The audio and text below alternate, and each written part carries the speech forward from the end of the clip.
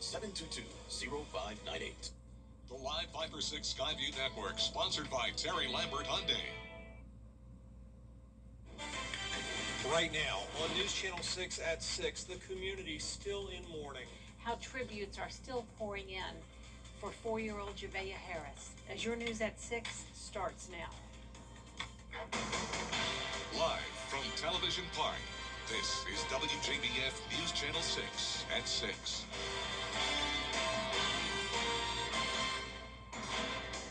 Good evening, everyone. I'm Jenny Montgomery. I'm Brad Means. Thank you for joining us as coverage you can count on begins with the community continuing to honor 4-year-old Javea Harris. The memorial outside her Aiken home is growing as people leave flowers, drawings, and messages in her memory.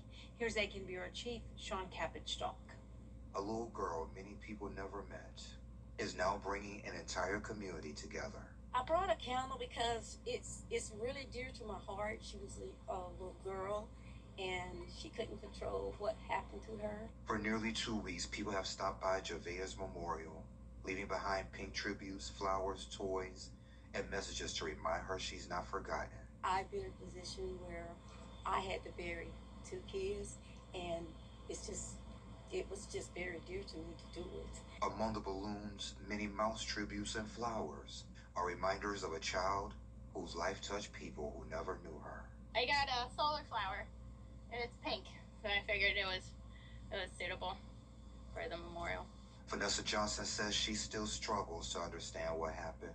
When I first heard that she was busy, something in me was saying, no, that doesn't sound right, because I wouldn't even leave my 7 or 8-year-old outside in a chicken coop, I just wouldn't do that. But then when I heard it was a 4-year-old, I just couldn't fathom that. And one tribute in particular stood out, a hand-drawn picture of Javea. It's touching, really. It gives me a lot of hope for our community, especially when there's evil out there, that it can be countered by so much love and so much positivity. Sarah Smith says as a mother, she can't understand the pain Javea endured. I have 2 children. I have a daughter, she's 13, and my son is 8, and I really just can't wrap my head around why a parent would do that to their child. She resting in the arms of God now. A balloon release honoring the 4-year-old is set for Friday, July 24th at Bethany Missionary Baptist Church in McCormick. The tribute begins at 5:30 with balloons being released at 6. In Aiken, I'm Aiken Bureau Chief Sean Kapitstock, WJBF News Channel 6. It's time now to take a first check of the weather. And for that, we want to check in with our chief meteorologist, Jenna Petracci. Well, it's a mostly dry Monday for us, but the southern portion of the CSRA is seeing some hit or miss shower and storm activity. That was the case in Barnwell County. You could see that earlier. Now one little tiny storm over Bamberg County. And then most of the activity is in our southwestern counties, impacting Jefferson, Washington, Johnson, and northern Emmanuel. And then there's more activity off to the west along I-16. We have this outflow boundary here just to the south of Macon with very widespread rain to the south of that. And you can see on our Terry Lambert Hyundai Skyview cam that those storms are getting closer to Macon now. Very overcast conditions. But here in the CSRA, luckily, it will remain mostly dry tonight with the exception of that activity in our southwestern counties. Winds are coming out of the south 10 miles per hour in Waynesboro and Aiken. It's hot, of course, 95 in Augusta and Aiken, 93 in Barnwell, 92 now in Louisville, Wrightsville, you're at 94, and 98 in Edgefield with that heat index up to around 108 in some spots north of I-20. So we're going to be mostly dry tonight. Temperatures down to 80 degrees by the 10 o'clock hour. Another low chance of rain for our Tuesday, but those rain chances really start to pick up by Thursday and into the weekend. I'll have more details coming up, but back to you. All right, Jenna, thank you. The mother of the 2-year-old accidentally shot and killed is now facing a felony charge. 37-year-old Shaquilla Tennyson is being charged with culpable negligence. Her son, Braden, died in Florida after his 4-year-old cousin found a gun in the family car and shot him. The state attorney's office is now reviewing the case. Well, a death investigation underway now in McCormick County, where investigators say the body of a teenager was found at a dock on Clarks Hill Lake at a home in Modoc. No word on who it is. We do know SLED and the sheriff's office in McCormick County are investigating. 3 Richmond County Sheriff's deputies out of a job and facing felony charges. Lieutenant John McKenzie, Investigator Curtis Hoskins, and Deputy Joshua Johnson are accused of violation of oath of office and misuse of a license plate reader system. It's that system known as flock cameras. Investigators say these former deputies used the flock system for personal reasons. The Sheriff's Office has been using them since 2020. These are the 4th arrests in this ongoing investigation. A new Georgia law that took effect July 1st is working to keep the Augusta Canal clean. The canal covers about 13 miles. It's a long stretch for one organization to clean and maintain. So businesses and organizations can take responsibility for cleaning sections of the trail through an Adopt a Trail program. The Augusta Canoe and Kayak Club recently helped in areas only accessible by water. The Augusta Canal National Heritage Area is the gem for Augusta. It's our central park. It's where people come to recreate and exercise. And so, there's no reason that people shouldn't come out and enjoy the canal, help us clean up. And we greatly appreciate everybody who uses the canal, and we hope more will discover it. Volunteers cleared trash from the Augusta Canal bulkhead gates and by the Lake Olmsted trailhead. in Richmond County. 13th Street is going to be closed for the next couple of weeks. Crews are going to put in new stormwater pipes, and they will have a system set up to reroute traffic. Drivers in Columbia County could see delays on Fury's Ferry Road today and Friday. Temporary lane closures are planned north of the Hardy-McManus roundabout from 9 a.m. to 4 p.m. It's part of a 4-year-long roadway widening project. You're asked to reduce speeds during work zones and take an alternate route. Well, school bells are ringing once again today in Aiken County, where more than 23,000 students are back in class. School leaders say this really is a time where all of the preparation pays off. First day back to school is one of my favorite days of the year. It really represents a new beginning, a new opportunity for our students, and we're very excited to welcome them back to a safe, nurturing environment. Our teachers have been working hard all summer to prepare for them, to get classrooms ready, professional development. We're very excited to welcome them back and have a new opportunity for them to take one more step toward their goal in life. Aiken County students aren't the only ones going back to class this week. McCormick County students go back on Wednesday. A local coaching legend honored Sunday evening at the Laney High School football stadium. Coach Otis Smart died a week ago. This weekend's event showed just how many lives he touched. Coach Smart fostered success on the basketball court with 1,000 career wins and 3 state titles.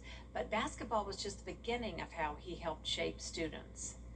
Basketball was a stepping stone for you. Basketball was something to get you to where you need to be at. You can play sport, do great at it, and allow it to play for your college career, and that's what it did for me. It paid for my college career, and now I'm working in the community giving back. Coach Smart's legacy is honored on the basketball court, which is named for him. Funeral arrangements are yet to be announced. Coming up, 3 American service members killed in the Middle East. We'll have the latest on the fighting between the U.S. and Iran after the break.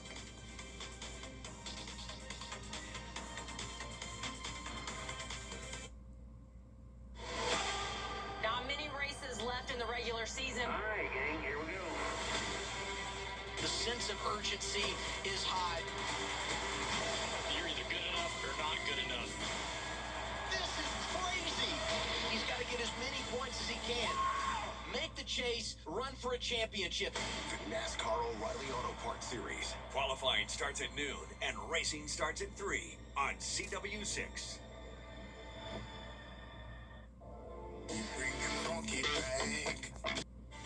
Our chief meteorologist, Jenna Petracci's back with us now. Well, I'm tracking a few storms this evening down in the southern portion of the CSRA, but it's mostly dry, and that'll be the case for tomorrow as well. We will have a rainy end to the week, though, with some cooler temperatures. I'll have all the details when we return. April 1st through 4th. Deal and a great deal more. Caring for Carolina. Throughout the years, News Channel 6 has been honored to impact the lives of thousands of families in need. It's our way of giving back to the community we proudly serve. Sponsored by Aiken Regional Medical Centers. For the best in unique men's sportswear, formal wear, outerwear, shoes, accessories, and more, follow Lionel Smith Limited on social media, and we'll share the very latest trends and in-store events. Lionel Smith, limited to only the finest in men's clothing. Closed captioning on News Channel 6 is sponsored by Hearing Associates of South Carolina. Get clear, accurate stories that don't waste your time at WJBF.com.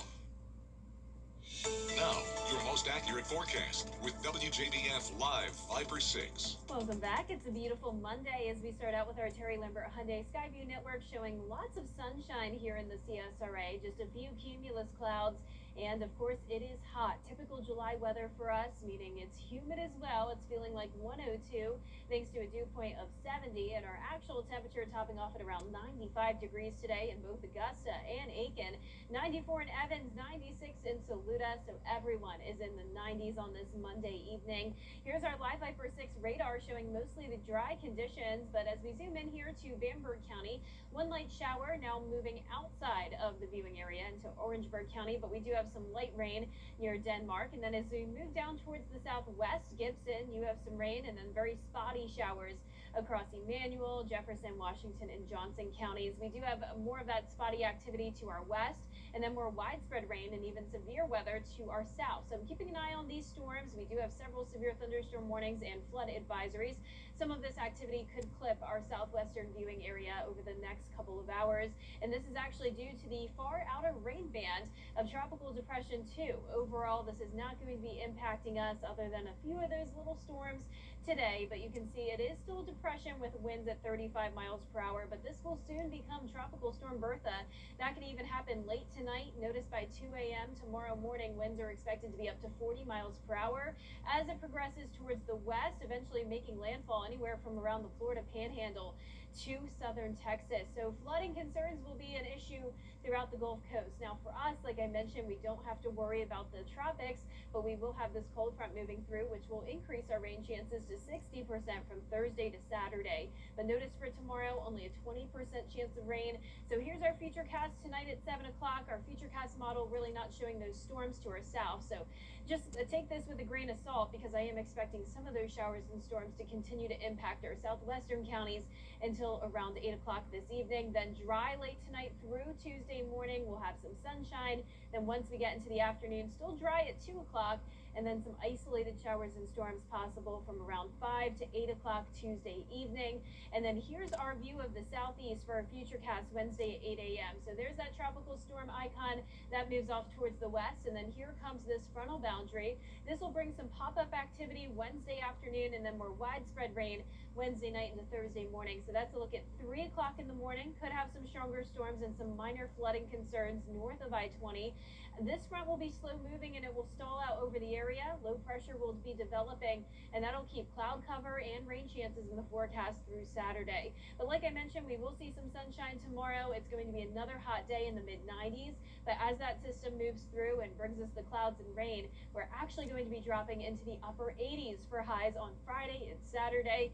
And even into next week, it will be hot, but not as hot as it could be. Highs staying in the low 90s. However, it will still be humid, so keep that in mind. Still expect that feels like temperature to be around 100 degrees.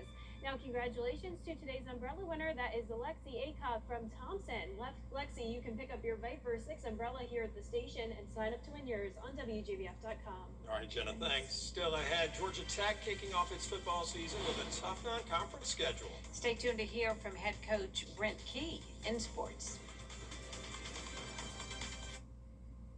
It's a Hyundai getaway. To save on better sleep. You can't always choose the weather, but you can choose your weather app. Go with the most accurate and most trusted, the Live Viper 6 mobile app. Download it today. Now, WJBF sports coverage you can count on.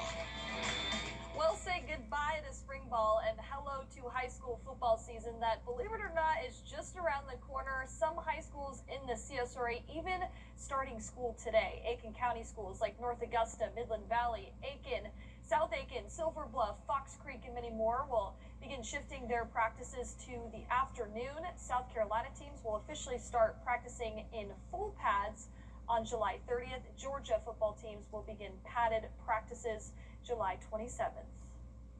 Well, ACC kickoff may officially be over, but the Georgia Tech Yellow Jackets, they're turning their attention towards their season. Now, Tech will host the Colorado Buffaloes on September 3rd. Then we'll host SEC foe, the Tennessee Volunteers. Now, this year, the Jackets will have a new quarterback under center in Alberto Mendoza, in which Coach Key described as smart, has a good release. And he says that the program doesn't back down from any challenge or opponent, and this season is no different. We're going to show up every day and work our tails off so we can line up and go out and play the type of football that I envision us playing. That's regardless of who the opponent is. But I think I said it last year, we line up and play anybody, anytime, right? And we're very excited about being able to play those opponents. The work has already been in play. Now, their season begins September 3rd with kickoff set for 8 p.m. Now, as a reminder, SEC Media Days officially kicked off today in Tampa, Florida, but the Georgia Bulldogs and South Carolina Gamecocks won't officially speak until tomorrow. So stay tuned to hear from Coach Kirby Smart, Shane Beamer, and the student athletes right here on News Channel 6. Well, the Atlanta Braves took the series against the Texas Rangers coming out of the All-Star break. Now they're back at Truist Park, taking on the San Diego Padres. Now the Braves still hold the best record in the National League East at 57-41, 3 games ahead of the Philadelphia Phillies. They'll take on a below 500 San Diego Padres team in a 4-game series. It'll be their first homestand since the All-Star break. First pitch is at 7:15 p.m. I'm sure Braves fans are very excited to see the team post All-Star break here in the second half. Yeah, pretty excited for sure. Thanks, Gianna. We'll be right back. Trade and upgrade your summer. I need something that's gonna make this a can't miss event. Something catchy. You're the real deal. And here we go. His first career victory. Now that's football. Welcome to NXT. Let's play Trivial Pursuit. It's time for Starbucks. Welcome to Pula. I'm very sorry for what I've done tonight.